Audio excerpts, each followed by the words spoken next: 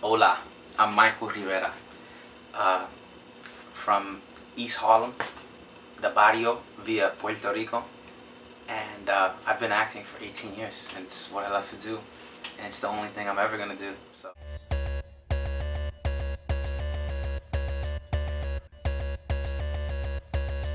Michael's amazing, man. He's got the best laugh that you'll ever hear. Have you noticed that? I can't even do it like he does. It makes me laugh. Michael's really great. Now, every fight. He's a big dude. Don't get too close. Yeah, thanks for that. Did you call him? Yeah. Nobody's getting paid. I'm going inside. Just put some ice on the hand. Gotcha. It's a good fight, man. Thanks, man. The decision to be an actor was something that I didn't even really decide myself. It was something that kind of chose me. As my life and my career started to form, I realized that it was all I ever wanted to do. Acting, I realized at a very young age, became an escape for me. I grew up in a poverty home. You know, my family and my people that took care of me, they loved me, but they weren't the best role models, and they didn't have a sure direction for me to go in. I kind of stumbled upon acting and figured out that I loved doing it. And once I started working and realized it was so much fun, I just couldn't see myself doing anything else. So, when you told Dwayne there weren't any coins, what did he say? Said to keep my mouth shut, not tell Pierre. He said coins or no coins, he was gonna put money in my pocket. I didn't know what he meant, but I needed the money, so I went along. Nurse, can I get some painkillers, please? I'm just kidding, it's a joke. Don't get me wrong, man. These are good, but I'm gonna have to pass. What? Mike, do you realize the gems I just brought you here? I got more inventory than I can move right now, guys. And truthfully speaking, I don't know if you know this yet, but everybody's rocking these. What the fuck, Mike? All right. Cool. Thanks, man. I'm doing a lot of film these days, but theater is where I started. I started back in elementary school with my teachers, and we did plays like Annie in South Pacific. And then I went to junior high school, performing at high school, and we did scene studies and various other things, but we mostly did plays. Whenever the talent show came around, we'd figure out what play we'd do, whether it was Pippin or Carousel or what have you. And I feel like theater is where the love is. Unfortunately, I don't think it's where the money is, unless you're at a really high level. But it's where the love is, I mean, because you're constantly working to get those moments. And if you're doing a play and you're on the road or you're on tour, you have to find a way to get back to that moment every day, and you're constantly working and struggling. And I just love the camaraderie that you build with your castmates and people you're working with. I feel like there's something more intimate about the theater. Film is almost like, I hate to say it like this, but it's almost like a throwaway. Film is so small, so minute compared to stage. Stage, you have to be big, and everything is big, and you have to project for the people in the back of the room, and you have to really be lively. But film is kind of like, you know, you have to be subtle as possible. The camera picks up every little thing, and I mean, it's fun. They're both fun, but, you know, it takes away from, you know, I'm a naturally big person. I'm naturally loud, and I think that has to do a lot with my Puerto Rican background and my family being as crazy as they were. But that's why I kind of gravitated toward theater. But like I said, unfortunately, I don't think the money's in that field, so I have to consider film. And film is great. Film is wonderful. I've had some great experiences on film, and I've learned a lot of things working on film sets. But yeah, the stage will always have a special place in my heart.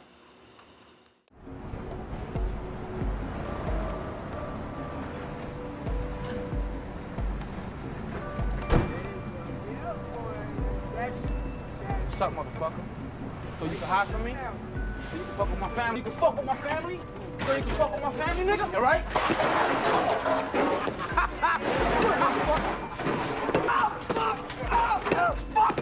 Fuck with me, son. I know your family. family. I know your father, I know where you live, nigga. I kill you. Don't fuck with PSS. Next time I kill you, that's my word. I know your family, I know you live right here, motherfucker. Don't ever fuck with me. What'd you do? Something to your hair? No. Something about you looks different. A little more caliente. Caliente? You see it, Eddie? Whatever it is, it's working. Hello? These motherfuckers, man.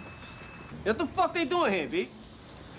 Yo, man, what's the problem, man? You, son. You ain't get the message the other night? Just chill. Chill it, man. Cool. It's cool. Now, fuck that. What you say? Yo, fuck you, man. Fuck me, word? Nah, fuck you. Take that. Acting constantly changes for me. It changes the way I look at things, how I feel about things, where I perceive things. When I first started acting, and I'm getting back to that now, but there was a point later on, and I'll get to that. But when I first started acting, it was just to do it because it was so much fun. So something to be said about being someone else and how that's comfortable to just get out of your skin. I know that's kind of weird, but that's what it was. It was I was able to escape and get into something else, and it changed because I wanted to make this a career, and it's a competitive field, and you have to deal with rejection a lot. You kind of have to make rejection your best friend. So I kind of fell out of looking at it as something that was fun, and kind of looked at it like, all right, I need to make money. How am I gonna do this, have a career, and have a life? And I started just doing whatever I could, as opposed to something that I love to do. I would do it to make money, and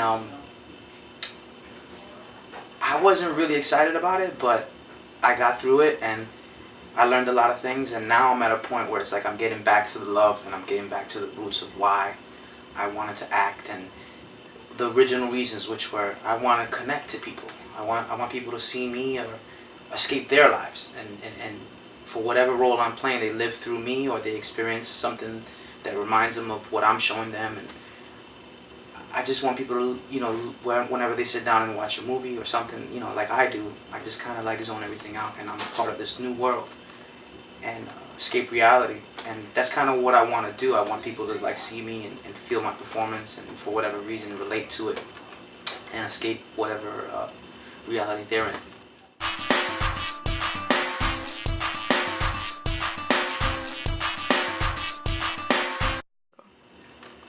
It's a good question. What character would I want to play that I haven't played? I'm afraid to say that's pretty easy. Most of my career, I've been cast as the thug archetype, and that's cool because for me, work begets work. But I think it's cool because it showcases that I'm really a good actor, because I'm not really a thug guy. I like to go home and watch TV. I like walks in the park. I like movies. I'm not gang banging like all the roles that I go and get. So with all that being said, I would love to play a nerd.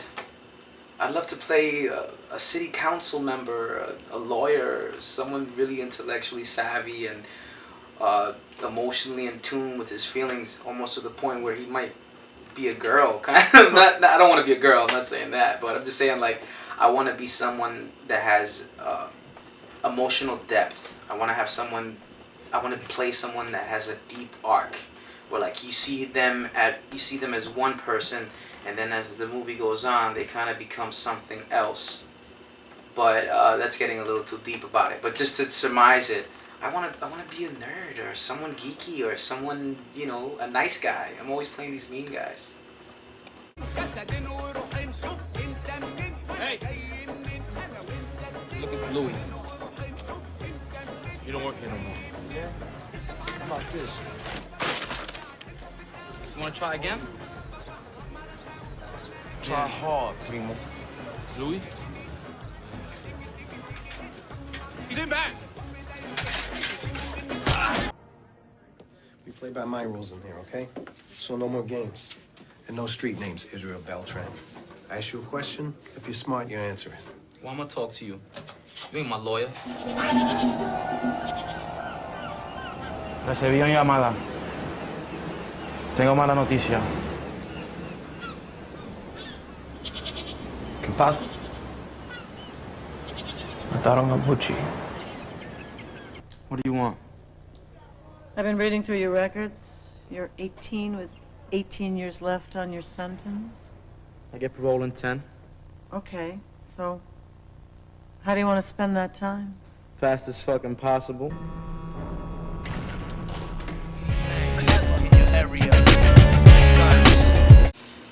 What am I working on now? I just wrapped two independent films.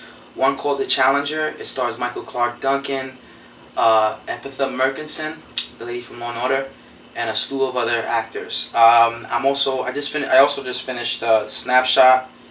That has a couple people: Robert Loggia, Martin Cove, me. I did a faith-based film that's supposed to come out in the next couple months called I'm in Love with a Church Girl, that has Ja Rule, Adrian Bailan, Michael Madsen, Stephen Bowen, a lot of other people.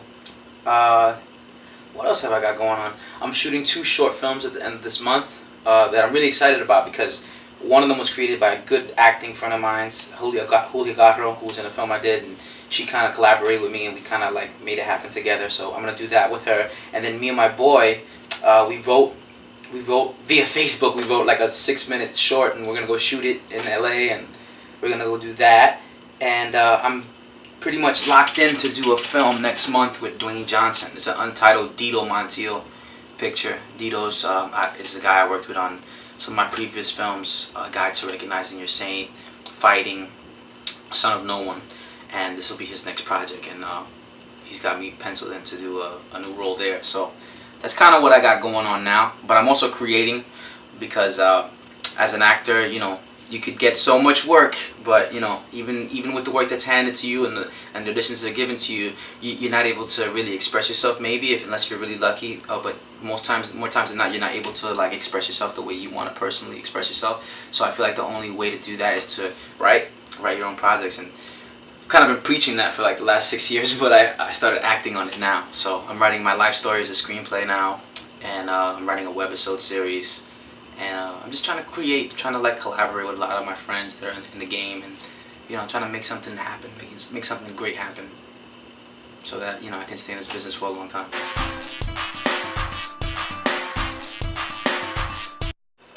The best advice I can give you, if you wanted to pursue this as a career, acting as a career, I kind of hinted at it earlier when I said that rejection should never be the reason that you stop doing this. I mean, something that I kind of dealt with naturally well, but I've learned, and I've seen a lot of peers really struggle and take it offensively. And I've been on both sides. I've been the person that I've tried to get people to cast me, and I've also tried to cast people. And you know, when I was trying to cast, I came to realize it was a very learning experience for me, because I realized that it's so political. Like, you could be the best actor and not get the role a lot of times. It's something so small as you know, not looking like the person they casted to be the mom. You were a great actress as the daughter, but you don't look like the person they cast as the mom. Or maybe you're too tall to be the lead guy's boyfriend or the lead girl's girlfriend. Or it's so like, and then, you know, maybe the director loves you, but the writer and the producer are kind of iffy about you. It's like, you should never let rejection, if you go into an audition and you feel like you gave your best, then you forget the rest. You forget everything. You leave that room, you leave everything in that room, and you just kind of like go on about your life. Because if you dwell, if you think about it, and then you don't get that call, you're going to beat yourself up, and you're going to take away from your confidence, and confidence is what you need. You need the confidence, and you need to know that, all right, they didn't like me for whatever reason, fine, I'm going to go and get the next one. And if they don't like me, fine, I'll go and get the next one. And nothing's going to stop me, because I'm indomitable. I got this spirit that's just going to keep me going. And that's kind of what you need to have. So don't worry about rejection. It's part of the game. So it's your boy Michael Rivera, and I want to give a special salute to all you guys in the modern drama class. Hope all you guys are doing all your homework and staying on your P's and Q's. Don't get your professor mad. Be a good student like Stephanie Romero. But have a good time, and peace.